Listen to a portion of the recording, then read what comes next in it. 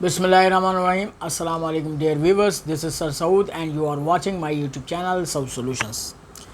Students, आज हम करने जा रहे हैं सिंध बोर्ड न्यू बुक है, क्वेश्चन मैथमेटिक्स है, चैप्टर नंबर 6 है permutation, combination and probability. Review exercise number 6 हम सॉल्व करेंगे। क्वेश्चन नंबर 1 MCQs का पेज नंबर 212 पर मौजूद है। क्वेश्चन नंबर 1 कह रहा है सेलेक्ट करेक्शन आंसर्स।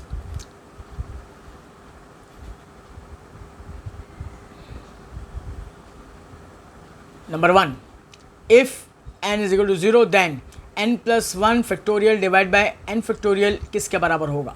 तो इसको सॉल्व करके देखना पड़ेगा। सोल्यूशन की हेडिंग डालें n plus 1 factorial divide by n factorial.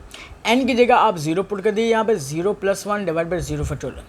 देखें यहाँ पे ऊपर हो जाएगा 1 फैक्टोरियल और 0 फैक्टोरियल ऐसे ही रहा, और 0 फैक्टोरियल 1 के बराबर होता है। तो 1 into 1 divide by 1 is equal to 1। B option is the right option. दूसरा MCQs, probability of getting 7 in throwing a dice is क्या होगी। 0 probability होगी, क्योंकि किसी भी डाई को जब रोल किया जाता है उसमें 6 इवेंट्स हो सकते हैं, या तो 1 आएगा या 2 आएगा, 3 आएगा, 4 आएगा, 5, 6, 7 तो आ ही नहीं सकता। जब 7 जो चीज़ नहीं आ सकती उसकी probability क्या होगी, 0 होगी। Next page.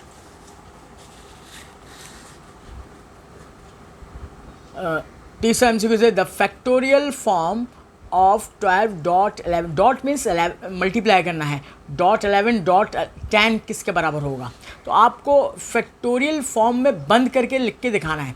तो ज़रा देखिए दोस्तों, 12 मल्टीप्लाई 11 10, इसके आगे की टर्म आपके पास क्या क्या हो सकती हैं, 9 8 7 6 5 4 3 2 1 डिवाइड बाय। अब आपने इसको मल्टीप्लाई किया है तो बैलेंस भी तो करना पड़ेगा। तो 9 मल्टीप्लाई बाई 8 7 6 5 4 3 2 1। अब जरा देखिए, 1 से लेके 12, सबसे बड़ा नंबर क्या है 12, तो ये 12 के फैक्टोरियल में बंद हो जाएगा। और ये बड़ा नंबर क्या है 9, 9 के फैक्टोरियल में बंद हो जाएगा। तो ये 12 फैक्टोरियल अपॉन 9 फैक्टोरियल हो जाएगा, जो कि ए ऑप्शन के बराबर होगा। चौथा MCQs कह रहा है कि if two independent events A and B occur in P and Q ways, दो इवेंट्स हैं A और B, और वो उनके होने का जो पता दे रहा है कि इनके नंबर ऑफ वेज ये हैं कि P वेज और Q वेज में होता है respectively. Then number of ways that both events can occur in, किन वेज में होंगे।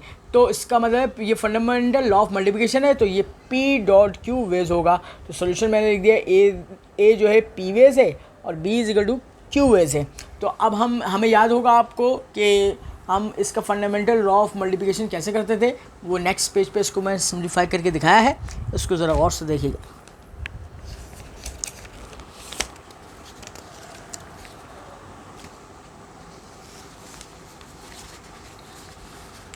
देखिएगा यहाँ पे n of s is equal to m1 multiply by m2, क्योंकि दो वेज कर रहे हैं, हम दो एक्सपेरिमेंट कर रहे हैं।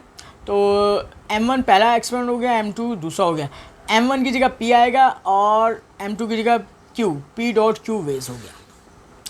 पांचवा MCQs, an arrangement of n object according to some definite order is called, permutation कहलाता है। डेफिनाइट ऑर्डर, ऐसी अरेंजमेंट जिसमें ऑर्डर इंपॉर्टेंट होता है उसे परमुटेशन कहते हैं। ये डेफिनेशन आपसे पूछी जा रही है। छठा MCQs, an arrangement of n object without any order is called, और ऐसी अरेंजमेंट ठीक है जिसमें ऑर्डर इंपॉर्टेंट नहीं होता वो कॉम्बिनेशन कहलाता है। Option number A is the right option. सातवां MCQs, द नंबर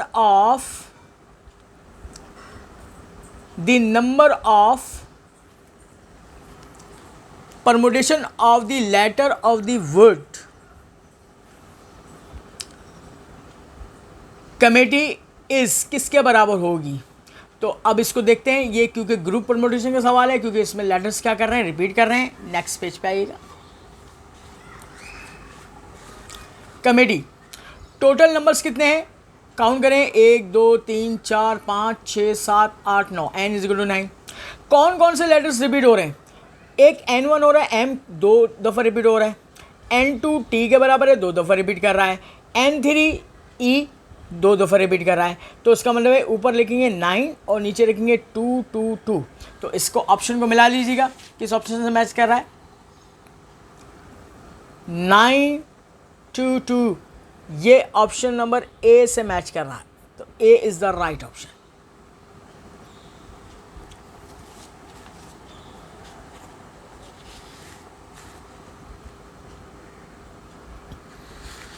आठवां एमसीक्यूज 8.7.6 इज इक्वल टू किसके बराबर होगा। तो अब ज़रा देखिएगा, इसने यहाँ पर कुछ फॉर्मूले दिए हुए हैं, तो आपको ये काम करना पड़ेगा।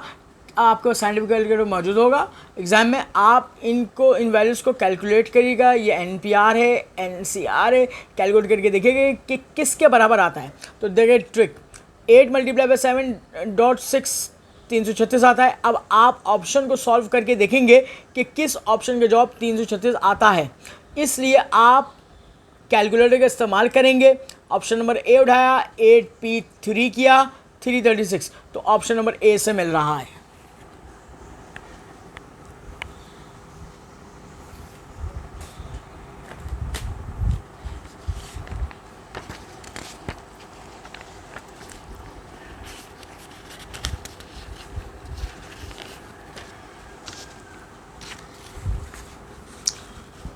Ninth MCQs, if R is equal to N, अगर R और N आपस में बराबर हो जाए देन NPR किसके बराबर होगा। तो ज़रा देख लेते हैं सॉल्व करके। NPR का formula N factorial upon N minus R factorial होता है। R N के बराबर हो गया, तो आपने N की जगह R रखा, RPR R factorial divide by R minus R। R minus R 0 factorial हो गया, 0 फैक्टोरियल होता है 1 के बराबर। R फैक्टोरियल को जब 1 से डिवाइड करेंगे तो R फैक्टोरियल आ जाएगा। A option is right option. 10th MCQs, the number of ways that a necklace of n beads of different color be made is। तो ये सर्कुलर परमुटेशन का सवाल है। सर्कुलर परमुटेशन में n-1 फैक्टोरियल को 2 से divide कर देते हैं। नेकलेस, बीड या स्टोन के केस में ये सर्कुलर परमुटेशन का फॉर्मूला ये बन जाता है n-1 फैक्टोरियल डिवाइड बाई 2। तो ऑप्शन नंबर डी से मैच कर रहा है, ये राइट ऑप्शन हो गया।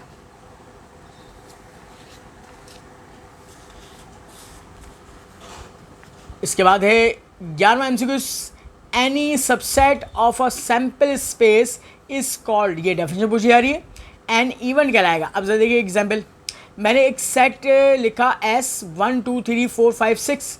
एक सैंपल्स में से जिस चीज़ की प्रोबेबिलिटी फाइंड करने के लिए कहा जाए तो वो एक इवेंट कहलाता है, और एक इवेंट सैंपल स्पेस का सबसेट कहलाता है। Option number B is the right option. 12वां एमसीक्यूज,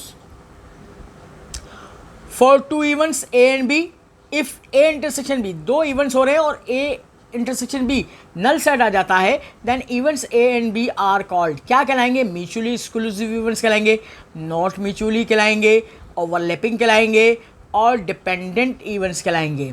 तो याद रखिएगा स्टूडेंट, अगर 2 सेट के दरमियान इंटरसेक्शन जो है नल सेट आ रहा है तो वो म्यूचुअली एक्सक्लूसिव इवेंट कहलाएंगे। इसका option number A right option है, ठीक है। और ये थ्योरेटिकली डेफिनेशन पूछी जा रही है आपसे।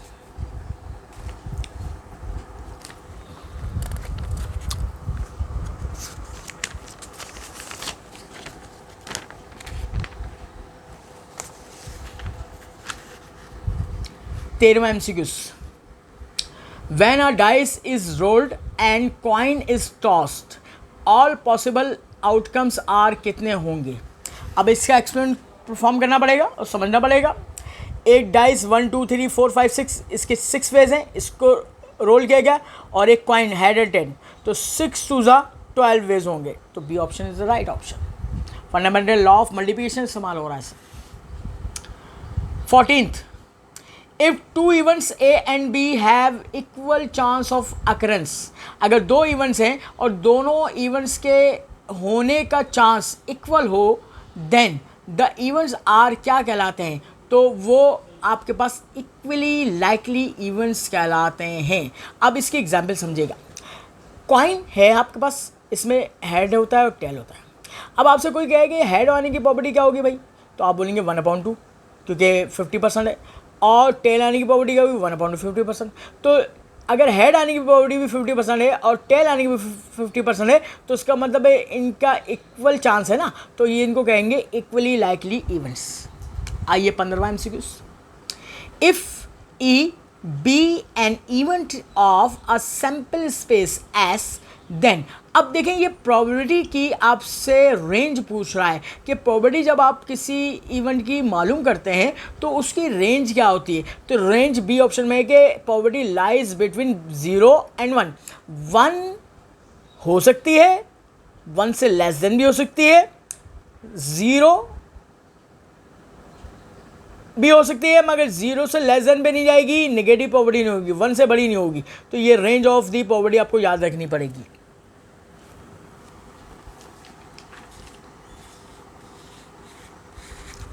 इसके बाद 16वां MCQ. The probability of getting the tail in a single toss of a coin is. अब आप देखें, आपसे टेल आने की प्रोबेबिलिटी पूछ रहा है, तो क्या होगी, 50% होगी, 1/2। तो ये C option is the right, क्योंकि देखें टेल कितनी दफ़ा आ रहा है, एक दफ़ा आ रहा है, टोटल ऑप्शन कितने हैं, 2। तो टोटल को नीचे रखते हैं और जो इसकी प्रोबेबिलिटी को मालूम करना होता है, जो इवेंट होता है, वो ऊपर रखते हैं। तो टेल एक दफ़ा आएगा, ऊपर रखेंगे 1, और टोटल यानी कि हेड या टेल तो 2 नीचे रखेंगे। 17वां MCQ. 3 dice are rolled simultaneously.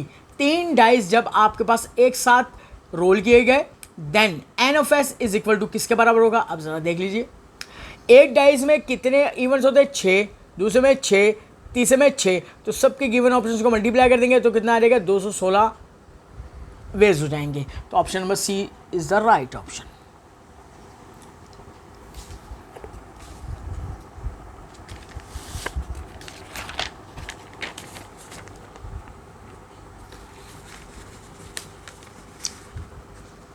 अठारहवां एमसीक्यूज।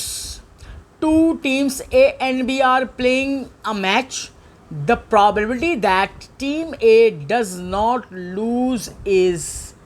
अगर आपके पास 2 टीम A और B हैं और वो एक मैच खेल रहे हैं और वो प्रोबेबिलिटी मालूम करना चाहते हैं कि टीम है A जो है डज नॉट लूज, यानी कि वो हारेगी नहीं, तो उसका मतलब जीतेगी। तो अब ज़रा गौर से देखिएगा, कॉम्प्लीमेंट्री इवेंट्स कहलाते हैं ये। बेसिकली क्या होगा, ए इवेंट है, ये ए प्रोबेबिलिटी ऑफ ए जीतने की और ए प्राइम हारने की, दोनों को प्लस करेंगे तो 1 आएगा। तो देखिए, let P of A probability of pass, for example example ले रहे हैं, probability of A prime probability of failure है, तो probability of A upon 2 probability of team A does not lose the match, या फिर probability of team A winning the match. अब उसने सिर्फ वर्डिंग से आपको थोड़ा सा घुमाने की कोशिश की है, यानी कि डायरेक्ट वो पूछ सकता था कि probability of winning of team A क्या होगा, तो उसने उसी को घुमा दिया कि probability that team A does not lose. ठीक है, तो इसका मतलब जीतने की प्रोबेबिलिटी पूछ रहा है, 1/2 होगी। फिर 19th एमसीक्यूज।